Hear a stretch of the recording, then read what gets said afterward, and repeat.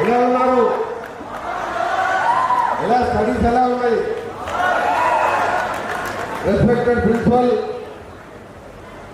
And మీ అందరు పెద్ద క్లాస్తో welcome చేయాలి. మా మేయర్ ఫస్ట్ కార్పొరేషన్ అయిన ఫస్ట్ ఉమెన్ మేయర్ చైతన్య గురు శ్రీనివాస్ రెడ్డి గారు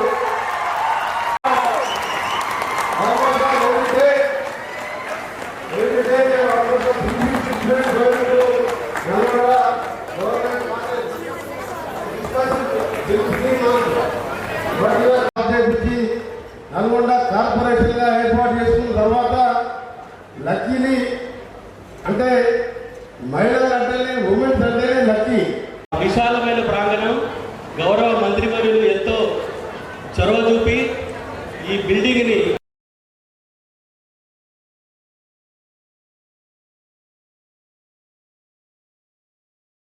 టోటల్ 35 కాలేజెస్ ఉంటే టోటల్ 35 గవర్నమెంట్ మెడికల్ కాలేజీలో ఉంటే అందులో బెస్ట్ గవర్నమెంట్ మెడికల్ కాలేజ్ ఎక్కడ ఉందంటే నల్గొండ అని చెప్పే విధంగా నేను మినిస్టర్ అయ్యే వరకు స్లాబ్ లెవెల్ ఆగిపోతే దాన్ని 1 ఇయర్లోనే కంప్లీట్ చేయించి దాదాపు 200 crores 85 crores సివిల్ కన్స్ట్రక్షన్ మీద ఎక్విప్మెంట్ అన్ని తెప్పించి తో పాటు ఇది బెస్ట్ కాలేజ్గా రావడంతో మీకు తెలుసు నాగేశ్వర రెడ్డి గారు 5 గంటలు సమయం ఇవ్వాలంటే చాలా కష్టమైంది.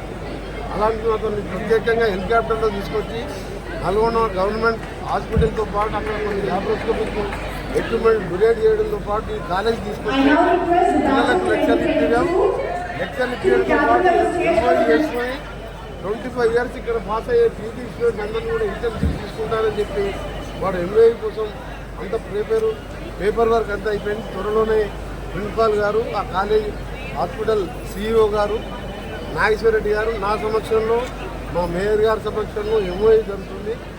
అందరు స్టూడెంట్స్ కూడా నేను ఒకటే చెప్తున్నా, డాక్టర్స్ అంటే మీరు వైట్ కోట్కే పరిమితం కాకుండా మీలో మానవత్వంతో పాటు మీరు చదివిన చదువుకు, ఎందుకంటే అన్నిటికంటే ముఖ్యమైనది ఏంటంటే MLA, MP, minister, CM, prime minister అన్నిటికంటే ముఖ్యమైనది డాక్టర్స్. డాక్టర్ అనేవాడు లేకపోతే ఎంతోమంది చనిపోయే ప్రమాదం ఉంటుంది. Doctor profession is the important compare to all other professions. అన్ని దాంట్ల కంటే ఈ బెస్ట్ ప్రొఫెషన్. ఈ వైట్ కోట్కే పరిమితం కాకుండా మీరు చేసే కోర్సెస్తో పాటు మీ మానవత్వంతో పనిచేయాలని, మీరు స్వయంగా డాక్టర్లు హాస్పిటల్స్ పెట్టుకున్నా, గవర్నమెంట్లో పనిచేసినా పేషెంట్కి ధైర్యం చెప్పాలంటే మీరు రాగానే పేషెంట్కి 4 మాటలు ధైర్యం చెప్పి పేషెంట్ జాగ్రత్తగా చూసుకొని ఆ భగవంతుడు మీకు ఒక డాక్టర్గా దేవుని రూపంలో డాక్టర్ని చూసుకుంటారు. వాళ్ళు మీకు అన్ని విధాల మీకు ఇక్కడ ఏమైనా ఫెసిలిటీస్ తక్కువ ఉన్నా తప్పకుండా నాకు ఇన్ఫార్మ్ చేయండి. కాలేజీకి సంబంధించి ఎందుకంటే రోజు 350 మంది గవర్నమెంట్ కాలేజీకి పోయి ఆటోలలో పోయేస్తున్నారు. ఆర్టీసీ బస్సెస్ ఏమో మా గవర్నమెంట్ మహాలక్ష్మి పుణ్యం అంటే ఫుల్ వస్తున్నాయి అన్ని బస్సెస్. ఫ్రీ బస్సెస్ కాబట్టి ఎక్కడ కూడా దొరకవు. వాళ్ళు ఆటోలో పోవాలంటే 350 మంది అప్ అండ్ డౌన్ పోయి రావాలంటే ఇబ్బంది అవుతుంది.